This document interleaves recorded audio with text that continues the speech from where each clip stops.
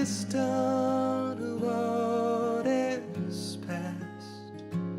So fellas, lay down your fears,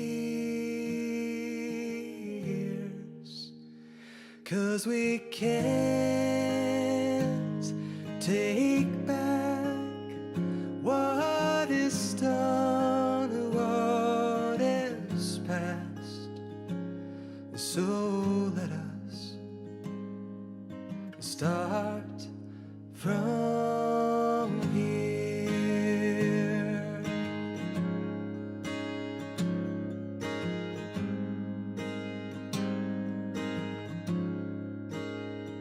'Cause we never wanted to be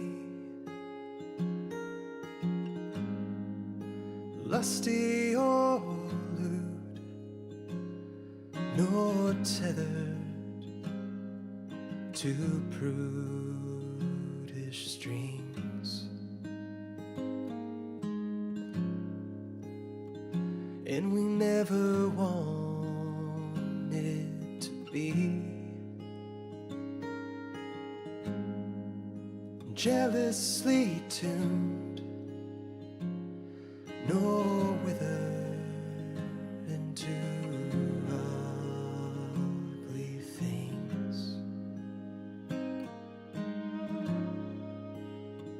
But we can't take back what is done, what is past. So fellas, lay down your spears, 'cause we can't take back what is done, what is past. So let us start from here.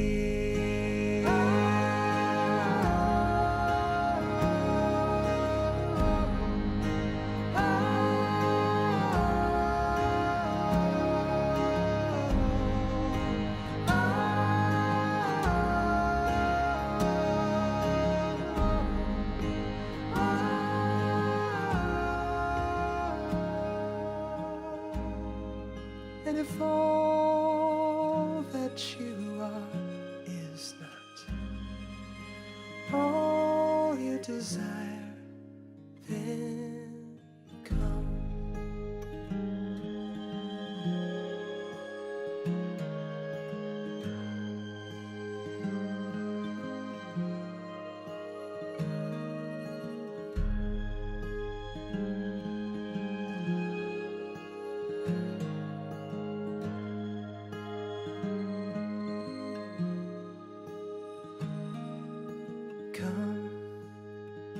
Come alone, come with fear, come with love, come however you are, just come.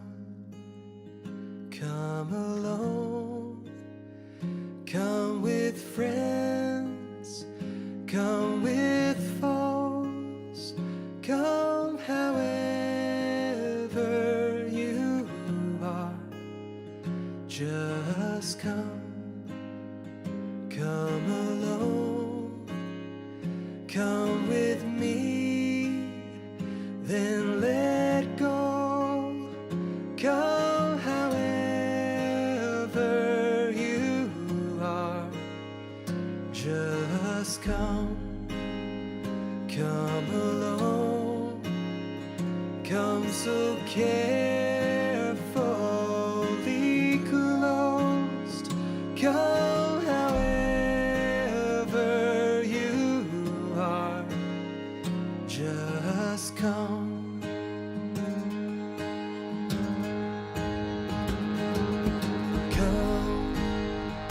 Come along, come with sorrows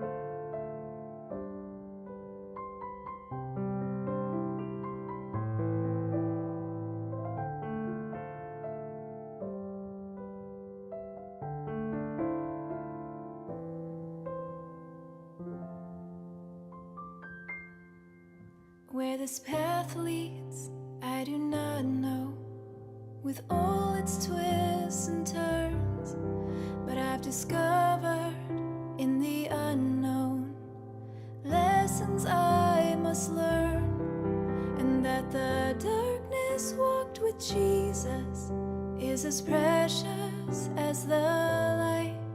Found I come to love Him better as I walk by faith and not by sight. So I will follow where you lead me. I will seek to know your will, and I'll pursue you with my whole heart, your desires to fulfill. And I will trust that you are good, though sometimes I cannot see the blessing through the tears. On this path you're leading me, the blessing through the tears. On this path you're leading me.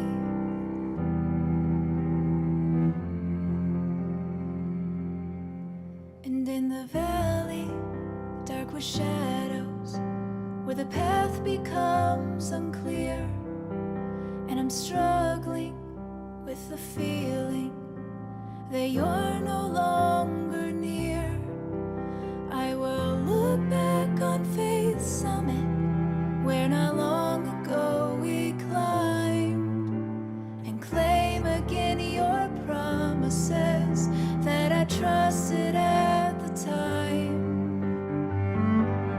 And I will follow where you lead me. I will seek to know your will, and I'll pursue you with my whole heart, your desires to fulfill. And I will trust that you are good, even when I cannot see the blessing through the tears. On this path you're leading me, the blessing through the tears. On this path you're leading me, 'cause it's the paths I won't have chosen, where you proved your love for me. The ones that were so painful have become my greatest blessings, 'cause you always have a blessing, even in the tears. So Lord, I'll follow where you lead me. I will seek to know your will, and I'll pursue you with my whole heart, your desires to fulfill. And I will trust that you are good, and that someday I will see all the blessings in these tears. And I wouldn't change a thing, 'cause there are blessings in the tears. Yes, there are blessings in the tears for all who follow faithfully.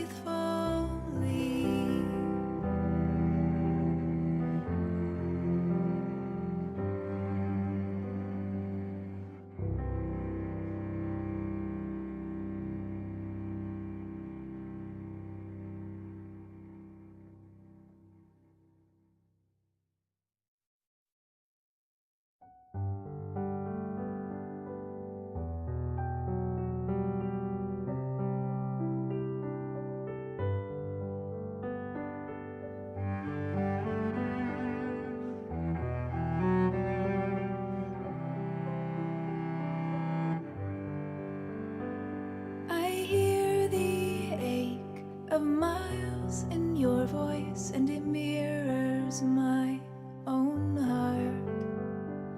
I wish I could remove the distance that keeps us apart.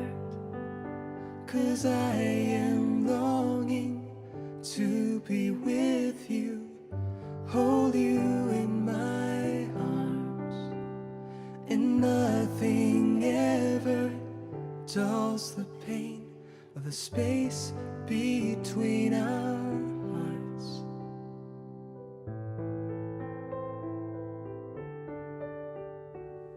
I hear your voice over the phone, see you hazy in the screen, but I long to take you in my arms and not just in my dreams. 'Cause I am longing to be with you, reflected in your eyes. But here we are, these miles apart, prisoners of space and time.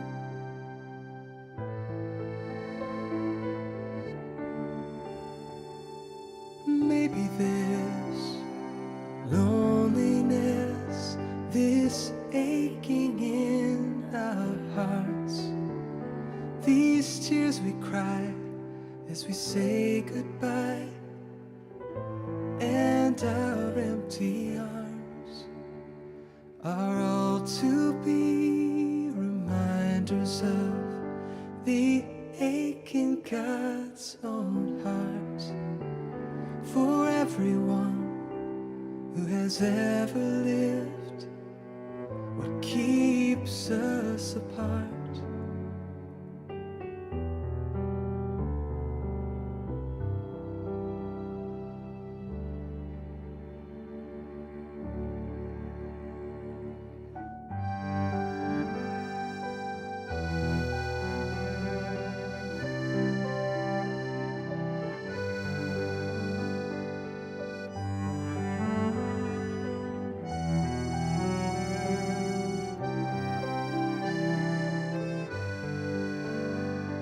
Cause he is longing to be with us, hold us in his arms, and nothing ever dulls the pain of the space between our hearts.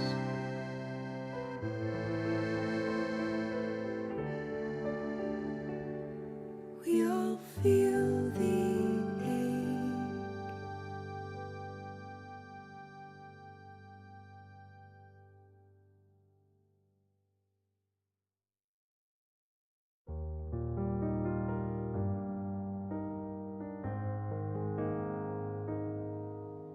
sometimes I think I have to be perfect for God to use me. I think I have to know it all, never stumble, never fall. I focus on all my inadequacies instead of what Christ can do through me. I forget to trust and I can't quite see that God doesn't call the qualified, He qualifies the called. And He'll supply your every need when you choose to give Him all. You can be too big for God to use, but you'll never be too small. 'Cause God doesn't call the qualified, He qualifies His called.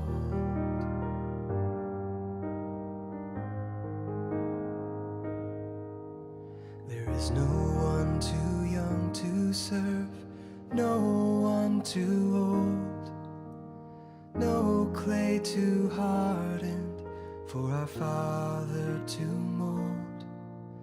He has a place designed for you that no one else can fill, and He will give you what you need when you choose to do His will. 'Cause God doesn't call the qualified, He qualifies the called. And He'll supply your every need when you choose to give Him all. You can't be too big for God to use, but you'll never be too small. 'Cause God doesn't call the qualified, He qualifies His called.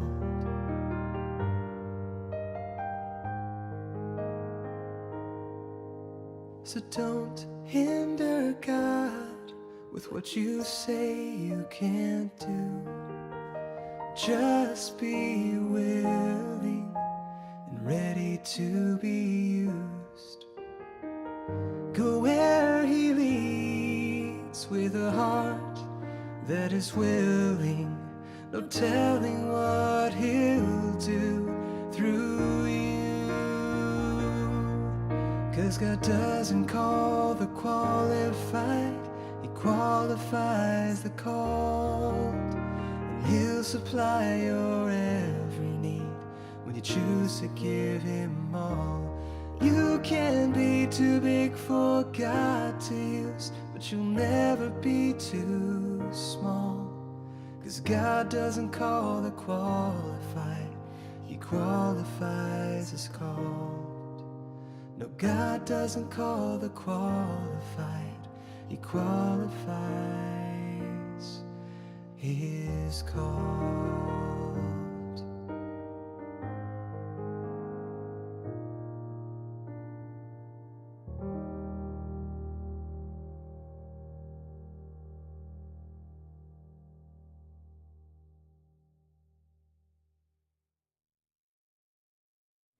I see you stress and fret. Have you got an ulcer yet?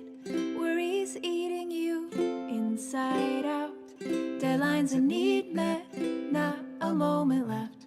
Always in a hurry. What's your worry? Why the big hurry? I've got all the time in the world. So why don't you let go? Love what you can't control. Let me take it for you. Love what's to worry. Why the big hurry? I've got all the time in the world. Big prayer on the run. Always so much to be done. It's a constant crazy frenzy. But if time's of the essence, then you need my presence. So may I ask you a question? What's your worry? Why the big hurry? I've got all the time in the world. So why don't you let go of what you can't control? Let me take it for.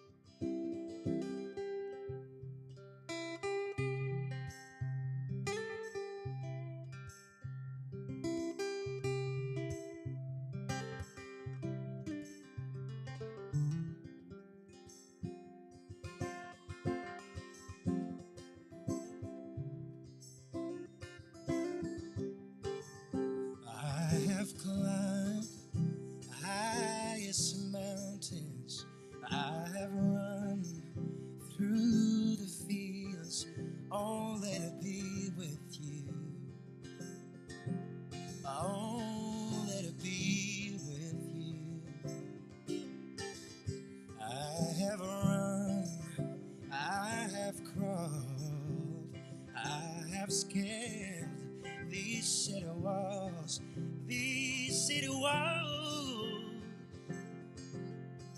Only to be with you, but I still haven't found what I'm looking for. But I still haven't found what I'm looking for. I have kissed 100 lips, felt the heat land in her fingertips. It burned like fire, this burning desire. I have spoke with the tongue of the angels. I have held the hands of the devil, was warm in the night. A tongue like a stone, but I still haven't found what I'm looking for. Yeah, I still haven't found what I'm looking for. Hey, yeah. All right. Hey, yeah. All right. Mm. Hey, yeah.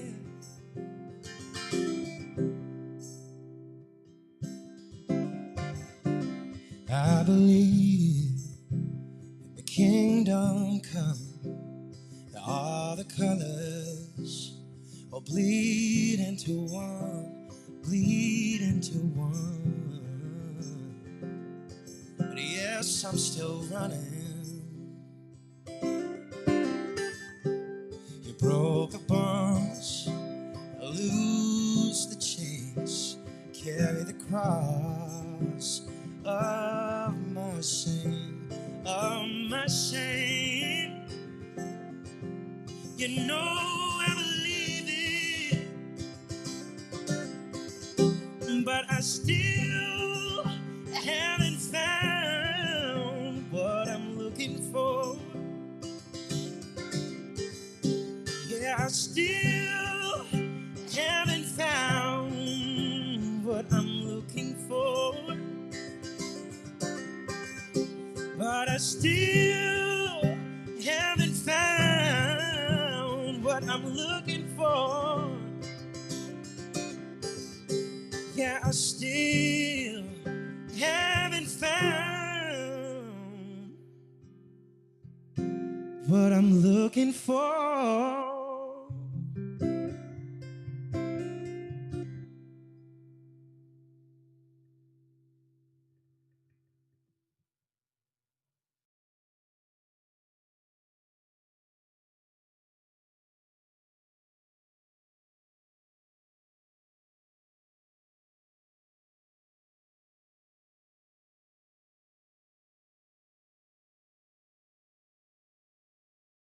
Josh Adams is a singer and plays guitar and piano and writes his own music.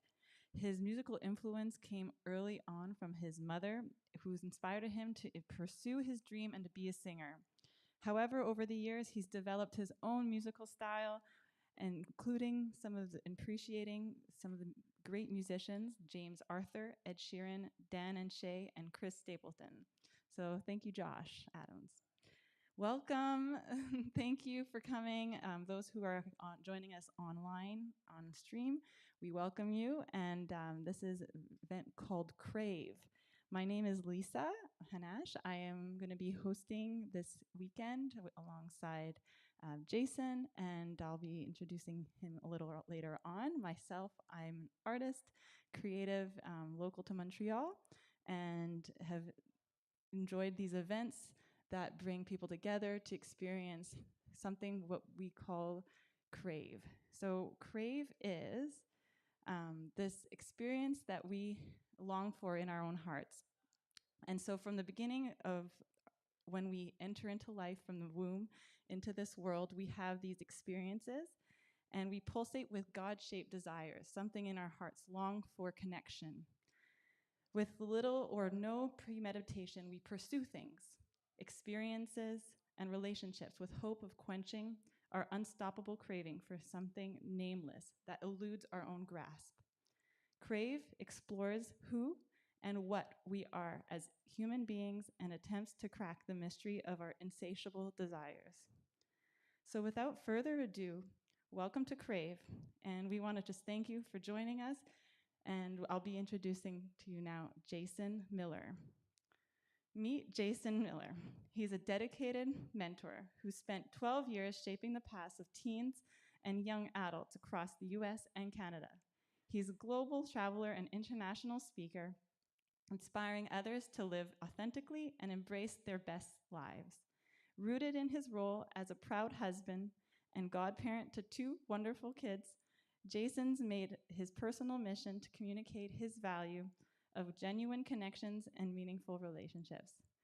I personally have had the pleasure to meet Jason over the years through the very thing that we enjoy, which is working with young people and also talking. So I'm going to enjoy and welcome Jason to the stage. And those who are here, they have some refreshments that you, if you would like to stay after and enjoy with each other and network.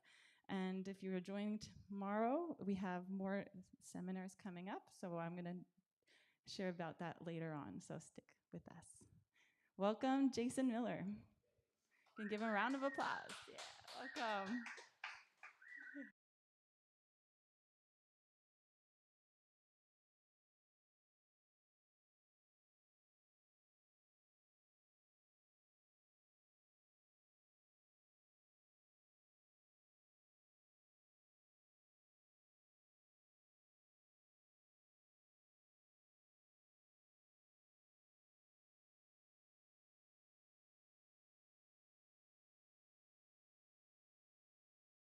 Introduction.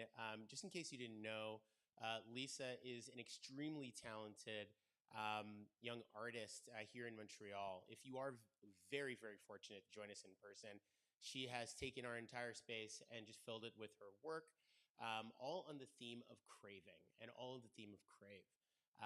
She's also made it very intentional to communicate how God tries and endeavors to connect his family all over the world. Lisa is intentional about connection, and really and truly, her work suggests that. So, thank you so much, Lisa, for filling this space with such awesome beauty. And I'm looking forward to taking a closer look at them myself. Today, we're here because all of us are ultimately craving something important.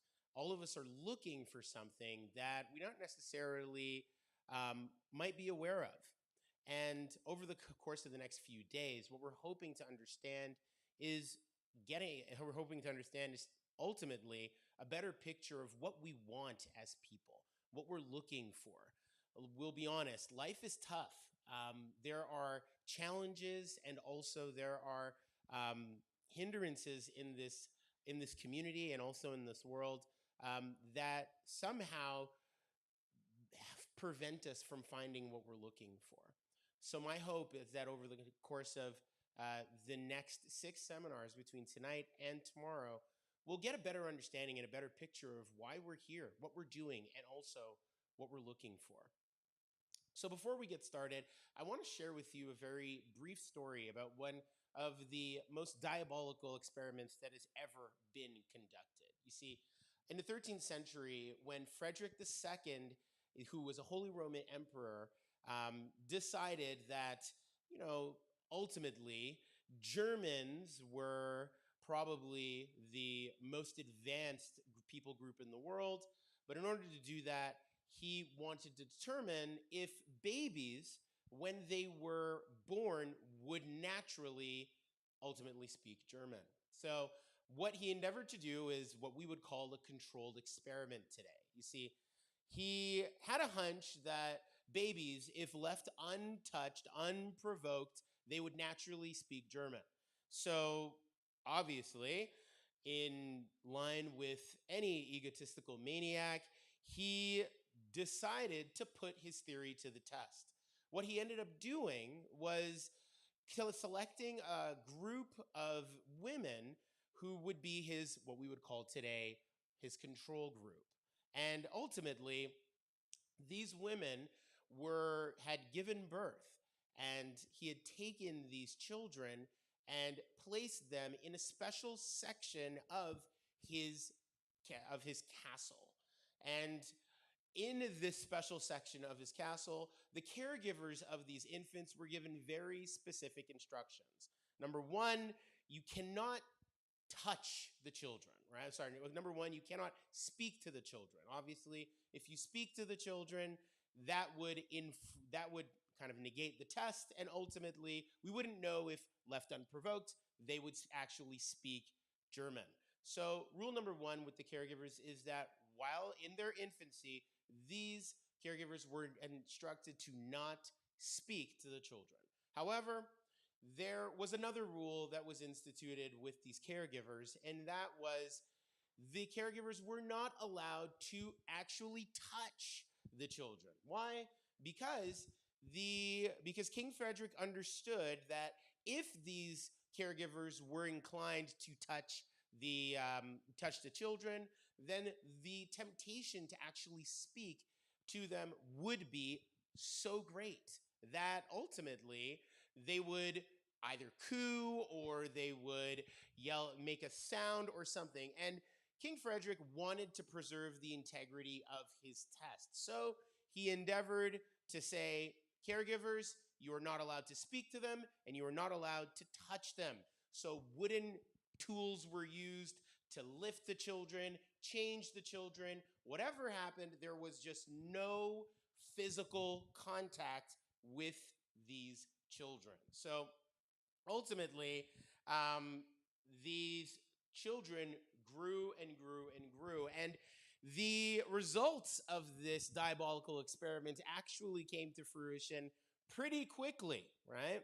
Um, Ultimately, if we look back in history and ask ourselves, hey, what language did those babies actually end up growing up to speak? Well, Salimbini, the Italian historian, tells us quite candidly that they could not live without petting. You see, in other words, these children couldn't live without affection.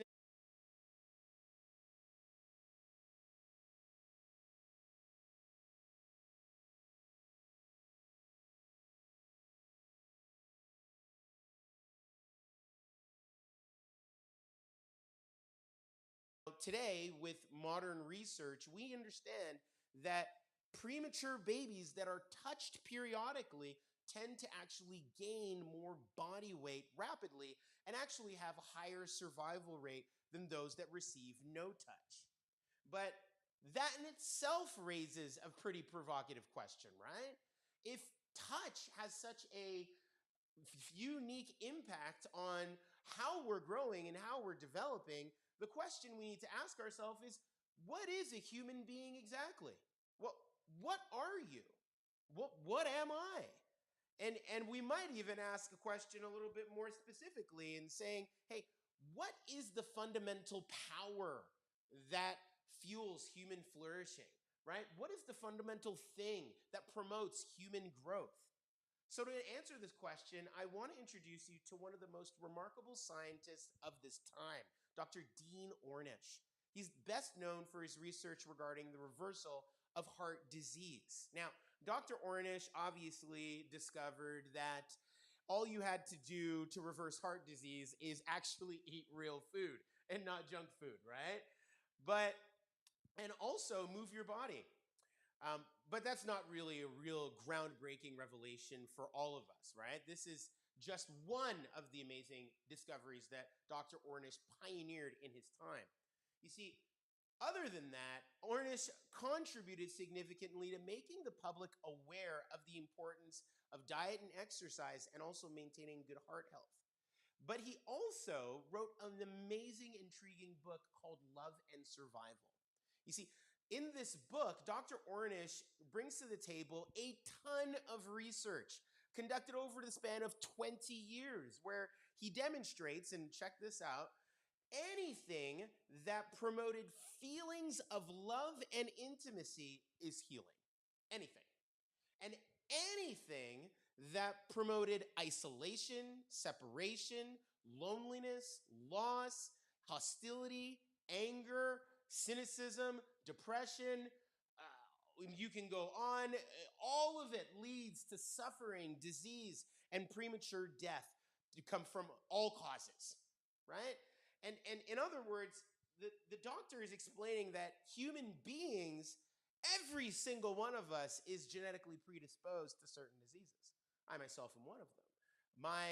In my family, I am genetically predisposed to Crohn's disease.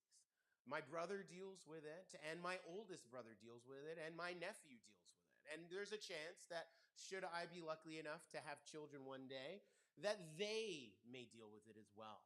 But what Dr. Dean Ornish is suggesting is that simple things such as avoiding these things like, isolation, separation, loneliness, loss, hostility, all of these things could reduce the chances that I might need to deal with Crohn's disease.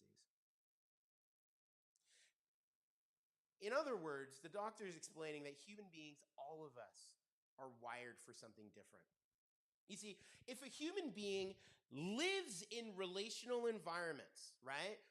If their home life, their work life, their social life are defined by love and intimacy, that individual is less likely to succumb to those diseases that they're predisposed to. By contrast, though, if a human being exists in an environment of alienation, anger, and oftentimes, discouragement, they will oftentimes see a more rapid decline in health. They succumb earlier to diseases that they're predisposed to. You see, Ornish's studies are showing us something astonishing. Imagine, right? There are people here tonight, and I've gotten, people have looked at me in my eyes, and I've hugged everyone in this room, and my heart has gone aflutter, right? You managed to share a genuine connection with someone tonight. Simply as something as simple as eye contact, a handshake, right? Physical contact, like a reassuring squeeze on the shoulder. These things, Ornish is saying, these little ordinary things are defending us against diseases and illnesses. Even if it's in a minute way, like raising our white blood cell count. You see, Ornish is proving that these kinds of interactions elevate our immune system and provide us additional protection from things that we're predisposed to. Obviously, it's not a big thing. I mean, clearly, a handshake is not going to protect me against COVID. But he's saying that these little things have an impact on our overall health. In other words, he's saying, very, very, very, straightforwardly, that the scientific evidence leaves little doubt that love and intimacy are powerful determinants of our health and survival. That's a pretty loaded word. Our health and survival. But Dr. Ornish, the scientist, he's baffled by what this research is revealing. He's saying of love and intimacy, hey, why they have such an impact remains somewhat a mystery. We know that it causes an impact. We know that there's a link, but we don't know why. And this is recent research from the past 20 years that challenges some of the most established beliefs about human nature. And obviously, or maybe not so obviously, surprisingly, there's something to be said about human beings thriving when they help each other, contrary to the traditional idea of self-preservation. I do me and I get what I need for myself now. You see, Dr. Ornish looks at this data and finds it a bit puzzling because it goes against the whole survival of the fittest concept. You see, Ornish acknowledges that this phenomenon is basically unexplained.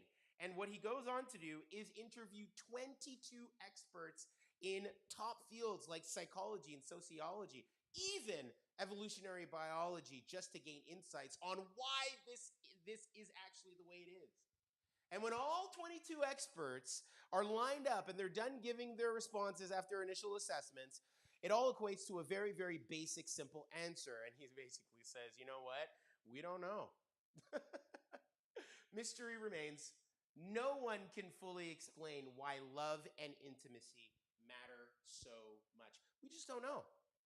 We just don't know. We can't explain it, and it doesn't make evolutionary sense.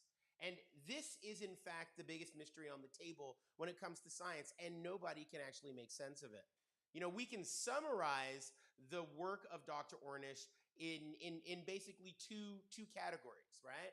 There's one category that we might refer to as the malfunction region of the human experience, the way humans do life, right? And then we have what's called the optimization region of human experience, right? In the malfunction region, you have things like racism, loneliness, isolation, envy, greed, hate, anger, right? All of these things are ultimately focused on self to the exclusion of others. But on the contrast, on the optimization region of human experience, we find things like generosity, acceptance, kindness, forgiveness, loyalty, faithfulness, giving, right? And ultimately, hard science is demonstrating that if you have a lot of material things and you take the time to just give a little bit of what you have and give to those who don't have very much, not only are you impacting them, but you are also increasing your own biological health. You see, if you live in a home where acceptance and forgiveness define relationships, your mental and physical health are going to be positively impacted. If your workplace environment is defined by kindness and loyalty, your body will experience an increase of immunity to disease. And things like generosity and faithfulness are just healing. Just being committed to the same person for life in friendship or any other relationship increases your overall well-being. And all of these relational factors are in the optimization region. They have something in common. They're all characterized by other-centeredness. You see, to the degree that a human being moves from the malfunction region to the optimization region, their biological health increases. You see, all of this is just to say something very basic and very profound. I want to quote Millard J. Erickson, a professor. He says, you know, he's observed one of two things is true. If reality is fundamentally physical, then the primary force binding it together is electromagnetic, right? He's saying, hey, if the stuff of life is primarily the floor under your feet and the molecules of the air, then the one thing holding it all together is just electromagnetism. However, if reality is fundamentally social, then the most powerful constituting force that which binds a person's together is namely love, right? If reality definitionally is social, then it can't be held together by something physical. And we'll explore that as time goes forward. You see, where the science is going pretty rapidly, you know, is in direction of defining human beings, in the words of Dr. Erickson, as fundamentally social, therefore creatures of love. So our first discovery in our very first Crave seminar is that the secret to human thriving is quite simply to love and actually be loved. And this is the state of existence where I perceive myself existing for you, and you perceive yourself existing for me. And in other words, to the degree that we give and live in self-giving love, we actually flourish. We thrive as human beings. And, you know, the ancient King Solomon said, what a person desires is unfailing love. There's a whole bunch of kinds of love out there, but what we're all looking for is that kind of love that we can count on. It doesn't necessarily need to be in a romantic sense, but it needs to be in a dependable sense. And those dependable kinds of love we often find the most fleeting. You see, what each of us craves at the deepest level of our beings is a quality of love that never fails. What we really want, if we really dig deep, if we really were to get in touch with what we really want, is ultimately just to live in faithful relationships with the people around us. Not having to look over our shoulder about, whether someone is, going to stab us in the back or do something to harm us. What we desire more than anything else is to love and be loved. So right now, I would like to invite Josh to come on up to share a song that explains more about this.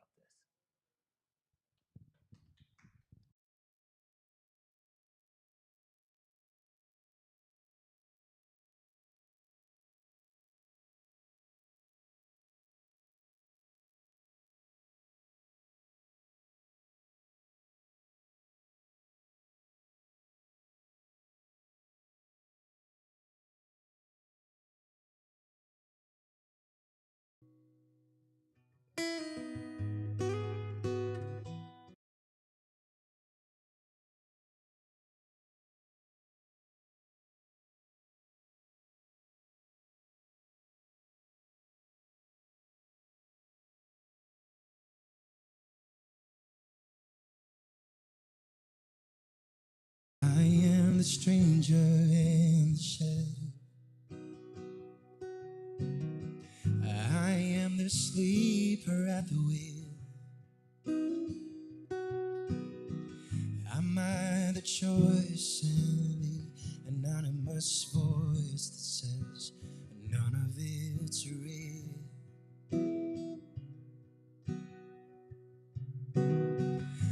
I've heard the footsteps of the hungry. I've heard the breathing of relief. I heard the scream of a mother in a dream, but it could have been me.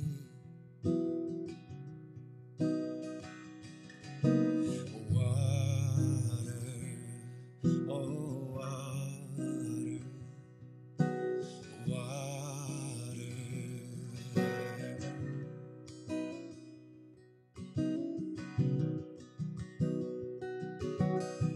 I walked out to the grieving ocean. I lay down by the thirsty sea. I found a man there dying without water.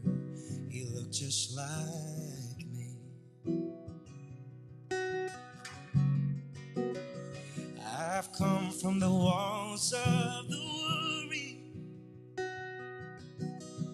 I fled the wonder street of war. I walk 1,000 miles in the wrong direction, but what was it for? What was it for? Water, oh, water, water, oh, water, water, oh, water, water.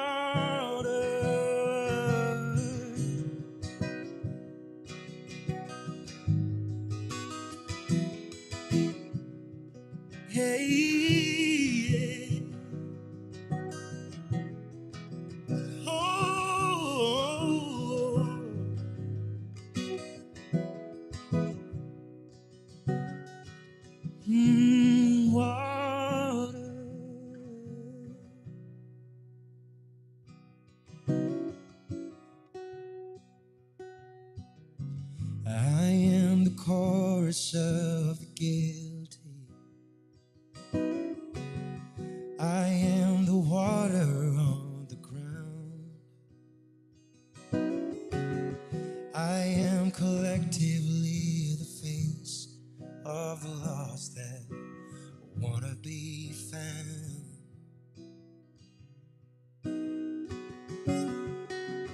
We drink to love and deception. We drink to charity and greed. We drink to know the very thing that we become when it's water we need. It's water we need.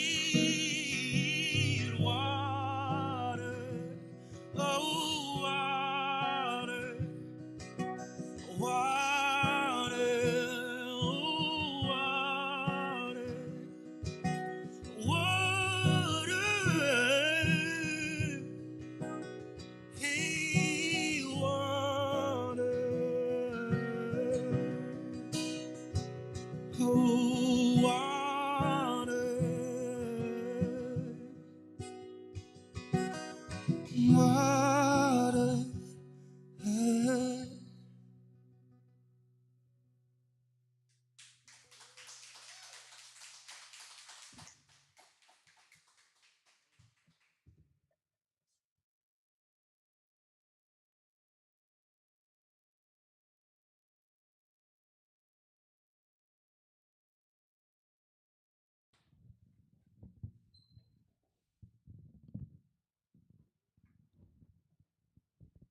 I want to start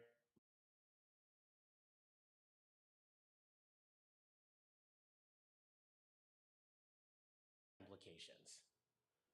We human beings are defined by cravings. Tons of cravings, psychological cravings, physical cravings, emotional cravings, social cravings. All of these things make up a huge part of what we are and the activities that we do.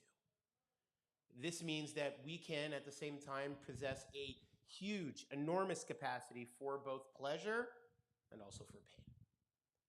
You know, rightly channeled, these kinds of cravings bring a huge degree of satisfaction and joy to our lives.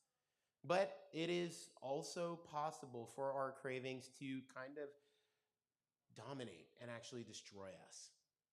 Our cravings can go absolutely wild. And ultimately, we need to remember what it is that we're looking for. So, what is addiction and what is its remedy? You see, Dr. Bruce Alexander is one of the world's most leading experts on addiction. You see, Bruce Alexander channeled the famous rat park experiment, right? The results of this study were absolutely intriguing. He took a bunch of rats and put them in a maze and made two very important discoveries. Number one, after putting all of these rats in this maze, he added water that was laced with heroin. It was actually drugged water, and there was also in this maze a opportunity for them to get regular water. Right now, he noticed that all of the rats that were kept in cages by themselves, all of the rats that were kept in isolation, they chose the drugged water over the pure water every time and ultimately became junkies. Every single time he would take this rat out of its cage, its isolated cage, put it in this maze. It would make its way to the drugged water, and it would go and get the drugged water every single time. But he noticed that rats that were given space and freedom to roam the big rat park with all the other rats almost never chose the drug water, even though it was rightly available. So Bruce Alexander, he does something intense. He's like, what if there was no maze? What if there was no maze? What if I just put them in a box and there was drugged water and pure water? Same result. Same result. The rats that were kept in isolation always preferred the drugged water.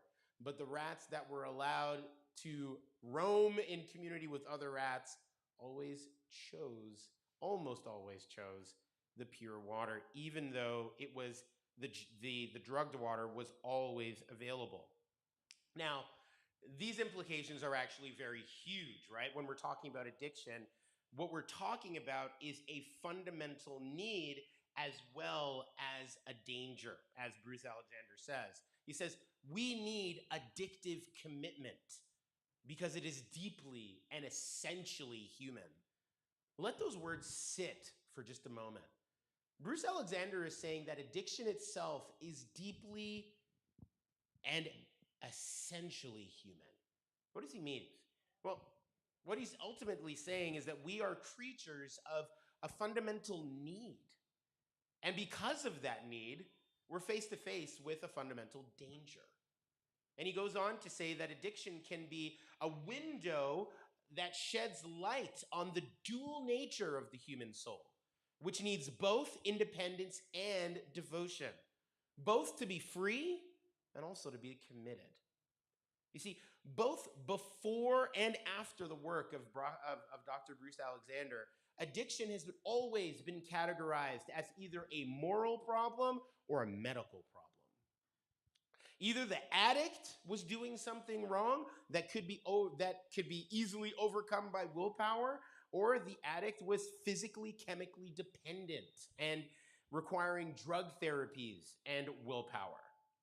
But others have actually built on Dr. Alexander's work, saying that, the paradigm is shifting, right, on the nature of addiction and what it actually means among human beings and how we treat addiction. You see, addiction today is met with a lot of shame. But what Dr. Alexander is saying is that maybe there's something about addiction that is more than us. You see, in about 10 years ago, right?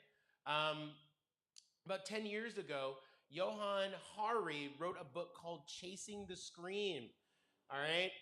Essentially rethinking addiction and its connection to the cure. It climbed quickly to the New York Times bestseller list, presenting a hugely accessible prescriptive on addiction. Hari would ultimately later on that year deliver one of the most watched TED Talks of all time, which is called Everything You Think You Know About Addiction Is Wrong, where it's now been viewed over 20 million times, making one of the most popular TED Talks ever. And the central idea that Hari is saying, and I've summed it down in just a few slides, he says that the opposite of addiction is not sobriety, it's connection. The opposite of addiction is connection. Hari is suggesting that we aren't capable of dealing with our addictions by sheer willpower, nor can the shame imposed by moral or religious mandates actually serve as a sufficient remedy. You see, the cure for addiction is to be found in connection with others. We should breathe those words in. Breathe those words out. And he expands it a little further. He says, if you're alone, you can't escape addiction. But if you're loved, you have a chance. And then he says, for 100 years, we've been singing war songs about addicts. But all along, we should have been singing love songs to them.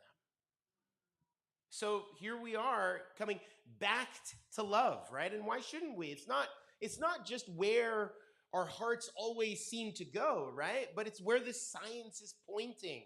If we pay attention, behind all of our cravings, even the ones that have gone bad, we have constantly this deep, inescapable craving for love. Love, y'all. I don't know why I was so motivated to say that. but we all crave it.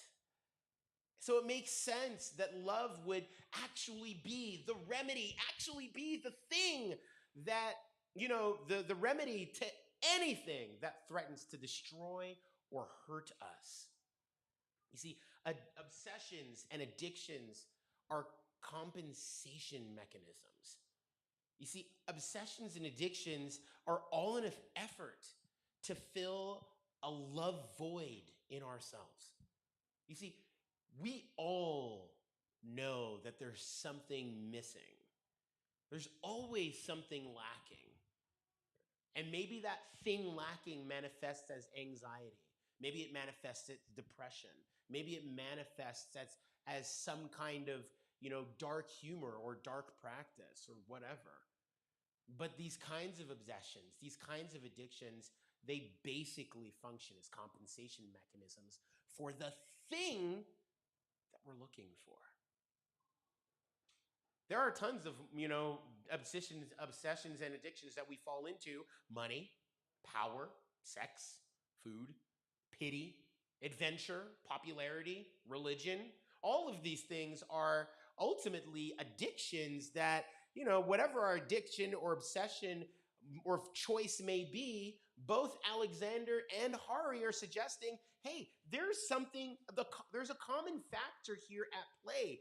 To the degree that we don't experience the connections that we were designed for, we ultimately, every single time, will try to simulate or manufacture meaning and significance from whatever stimuli we find. We will try to make the meaning we know we're missing by filling it up with obsessions over things, obsessions over looks, obsessions over technology, obsessions over sports, obsessions over automobiles, whatever. We are simply filling a sinking hole with stuff that none of us believes actually matters. Said another way, when we don't feel the love that we're actually meant for, we try to find fulfillment any way we can. Addiction is just a desperate attempt at trying to feel better, or how we're supposed to feel, plain and simple. Matthew Lieberman is a professor of psychology and psychiatry at the Biobehavioral Sciences at the UCLA. And he's got some research that builds a pretty solid case at demonstrating that human beings don't merely prefer connection with others, but we're actually biologically hardwired for connection with others. And his findings are published in a very excellent, very readable book. It's called Social: Why Our Brains Are Wired to Connect. And Lieberman says that our brains are basically a social cognition network. He says this network comes on like a reflex, causing us to automatically think about other people's minds, their thoughts, their feelings, their goals. It promotes understanding and empathy and cooperation and consideration. We're fundamentally wired, y'all, to be centered outside of ourselves in empathetic awareness and connection with others. Biologically wired. Neuroscience is proving it, indicating that, according to Lieberman, babies always exist in either one of two states: attached and at peace, or detached and anxious. I don't know if I should put this on the live stream. I'm going to say it anyway. I have a good, my nephew, Michael, is an amazing young boy. But over the past 6 months, whenever he is not connected to his mom or Stephanie, my wife, he is detached and anxious. I don't know if it's the same thing for Jackson, but ultimately, when he's apart from his mom, he's like, I can't do it. But when all of a sudden mom picks him up, silence. There's nothing Uncle Jay can do in those moments. There's nothing Uncle Jay can say because I am detached and anxious. I'd like to suggest that all of us at some level are like my nephew Michael. The attached state is one where a baby senses connection and acceptance, knowing that they're actually loved. To sense love, y'all, is to be at peace. The detached state is where a baby senses rejection or a lack of love. And when a human being grows up from detached from affirming, loving relationships, there is a unfulfilled sense of need. An unfulfilled sense from need, an emotional void that creates a craving, a need to satisfy that need. And what that craving does is it makes that person susceptible to addiction as a compensation mechanism. Say it again, Jason. Very simply, if we grow up constantly aware that something is missing in our lives, we will exhaust every resource possible to fill that hole in our hearts. We might fill it with unhealthy things. We might fill it with food. We might fill it with unhealthy relationships. We might fill it with tech. We might fill it with money. We don't know. So we go anyway to try to get that, to satisfy that craving. Other-centeredness is our optimal neurological position. The position that is most natural to us, or the position that we are most free from anxiety, is to live in reference to others. Not necessarily by myself, YOLO, I do me, that's it, that's all. Neurologically, we are set up to succeed when we live in connection with others, when we live hand in hand with other people. And that's just another way of saying what we discovered just a moment ago, right? That we are psychologically, emotionally, and biologically wired for love. You see, when we find that thing we're looking for, a sense of meaning and significance rises inside of us to the degree that we are centered outside of ourselves in happiness and well-being of others. Human beings are wired for leaning into the thoughts and feelings of other human beings, not just yourself. You're built for living in reference to someone else.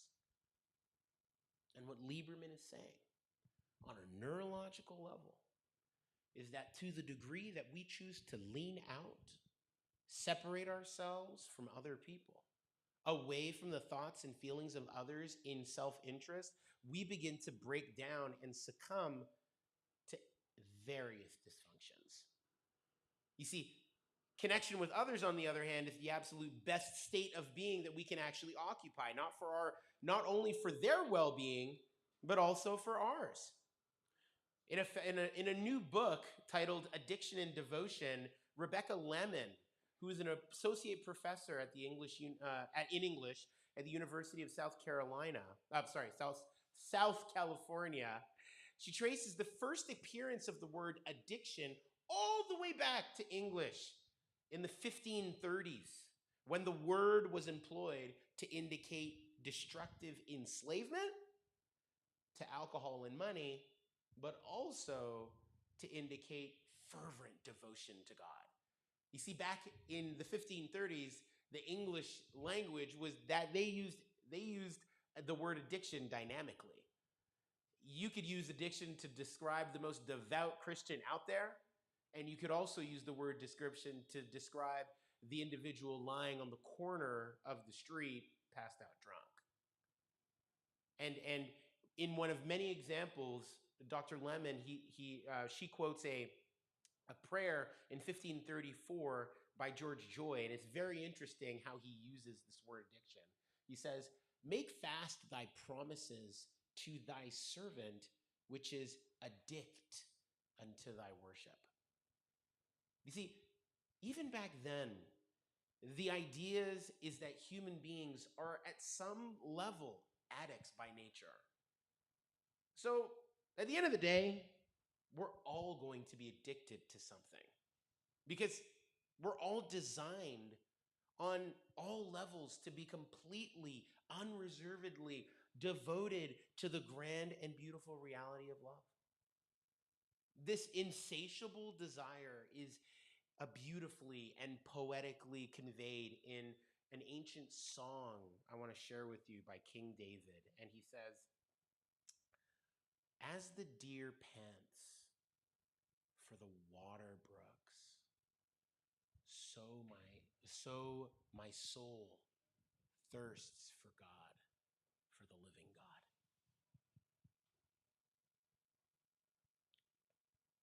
And the French mathematician and physicist Blaise Pascal contemplated the fact that we humans are creatures of insatiable cravings. And his insight is also worthy of mention here, where he says, what else does this craving and helplessness proclaim? That there was once in man a true happiness, of which all that now remains is just empty print and trace. This he tries in vain to fill with everything around him. But this infinite abyss can be filled only with an infinite and immutable object, in other words, by God himself. I just want to remind you that Blaise Pascal was in every single manner considered a scientist as much as a devout man. And what he's saying here is worthy of our attention, where he says, this he tries in vain to fill with everything around him. This infinite abyss, this emptiness, this hole can only be filled with an intimate, immutable object. In other words, by God himself.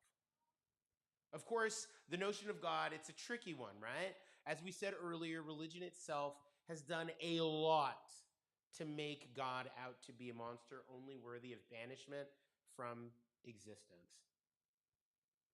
But I'd like us to consider something tonight. If God is the pinnacle of beauty and of other-centered love, then why not believe that? In light of all of the things that we could choose to believe in, we could choose to believe in food as our source of supreme joy, or we could choose to believe in people as our source of supreme joy. We could choose to believe in activities or other unhealthy outlets as the replacement for the joy that we're looking for.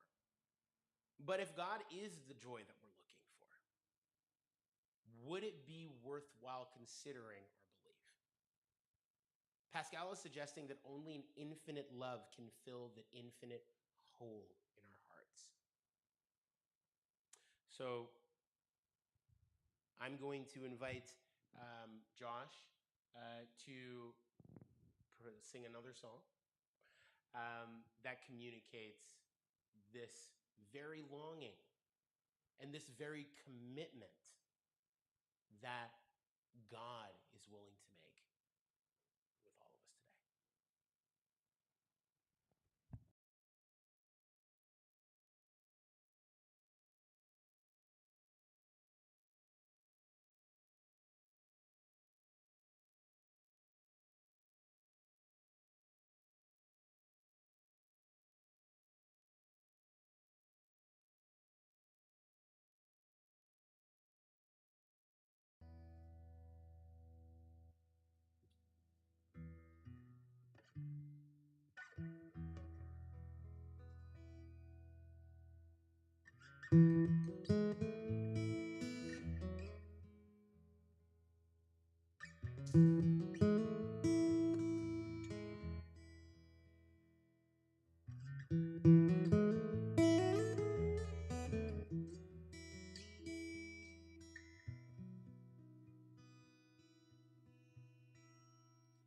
When I look into your eyes,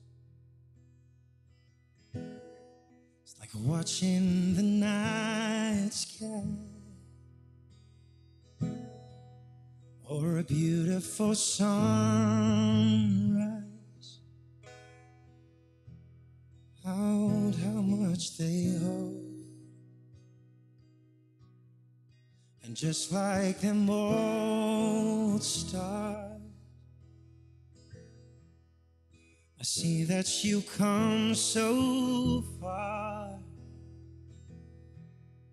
to be right where you are. How old is your soul?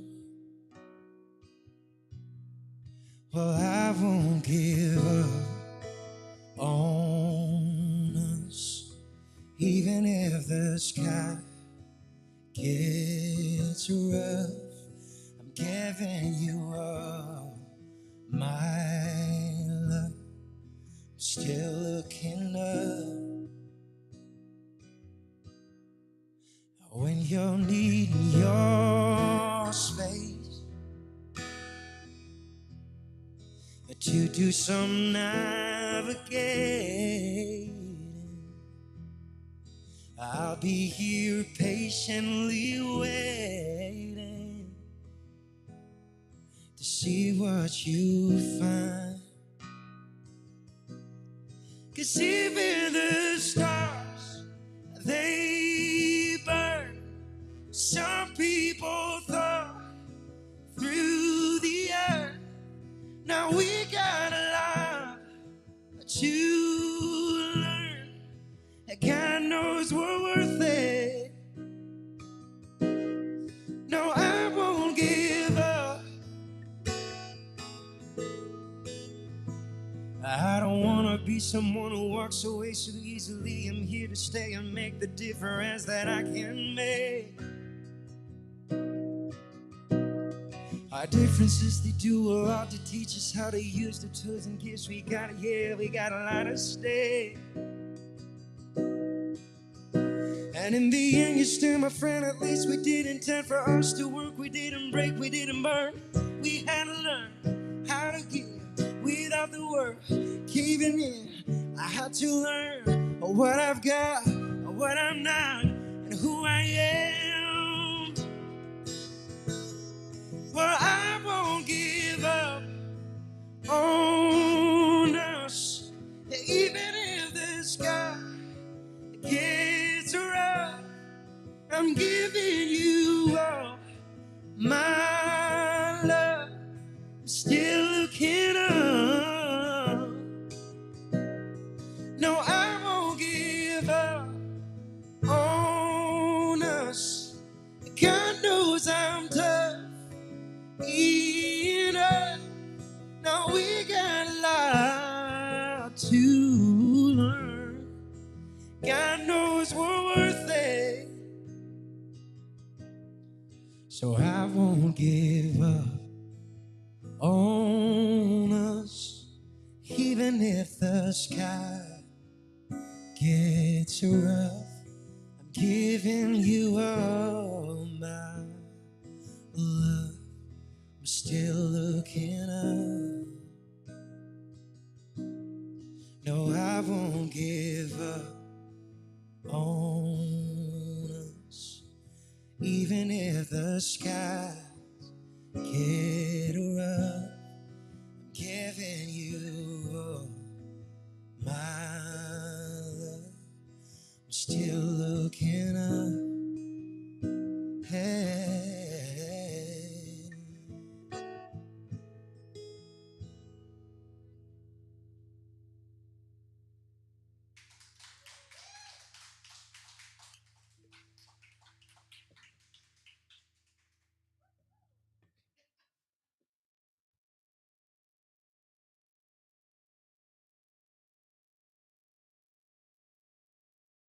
Just gonna, okay. Yeah, so I didn't want that to end. And if you don't want it to end, come tomorrow. We'll be continuing this event at 10:45 here, 2178 St. Catherine West in Shaughnessy Village. We're downtown, so come join us. And if you are not able to join us online at 11, you can find us on the live stream. So share it and listen listen to it also later. It is great. You can also, I feel like we need to listen to this again because it's got a lot of meat. I found a quote just before we end here that kind of ties in something by Erwin McManus. He's kind of a lead out in California. Kind of leads a lot of innovative projects and design. He said, "We cannot live unaffected by love. We are most alive when we find it, most devastated when we lose it, most empty when we give up on it, most inhumane when we betray it, and most passionate when we pursue it." So thank you so much for joining us here in person. We look forward to seeing you tomorrow.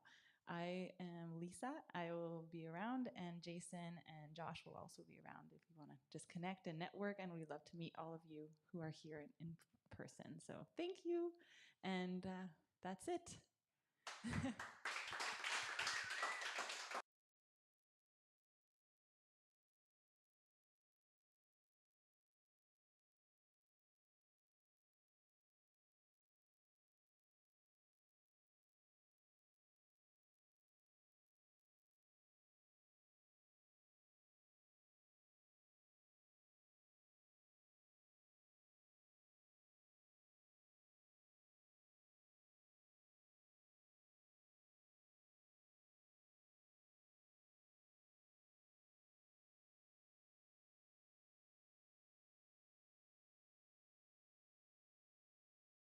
What's your problem? Oh, oh, what's your worry? What a big hurry. I've got all the time in the world. So why don't you let go of what you can't control? Let me take it for you. Love, what's your worry? Why that big hurry? I've got all the time in the world.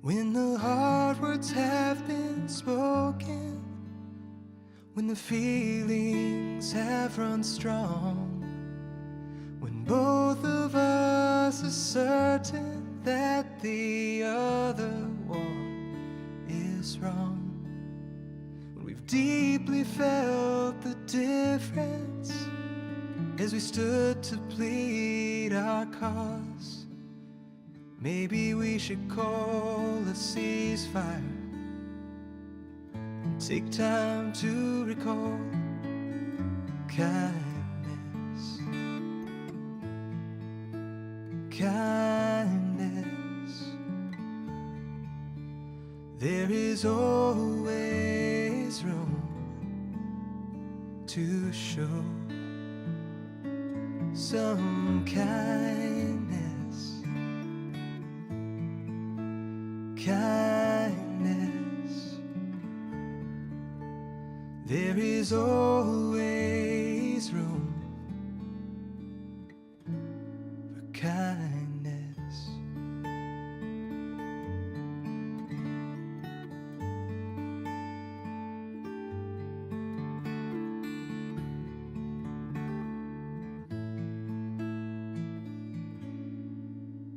There's no reconciliation for these contradictory views. They both might be mistaken, but they both cannot be true. But before we pull the trigger or launch a new jihad, can't we trust in something bigger? Give this battle up to God. Kindness, kindness. There is always room to show some kindness,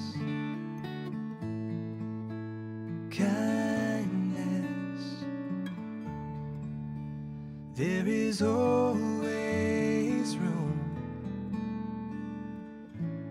for kindness. Well, the questions here are big ones, high as heaven, deep as hell. But until we walk together, or until we say farewell, kindness, kindness,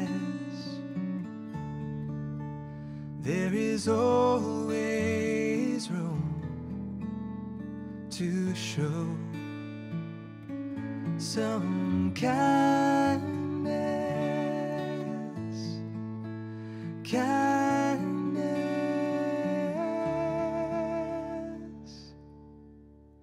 There is always room for kindness.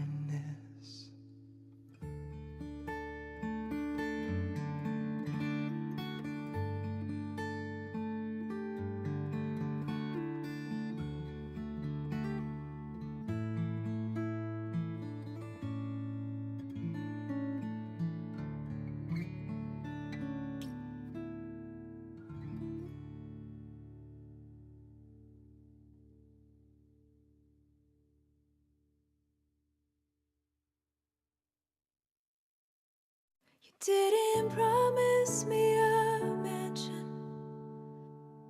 You didn't promise me a home. Told me we were pilgrims here, so we'd have to roam. You didn't promise it'd be easy. Told me life was going to change. You promised me adventure, that you would keep me safe.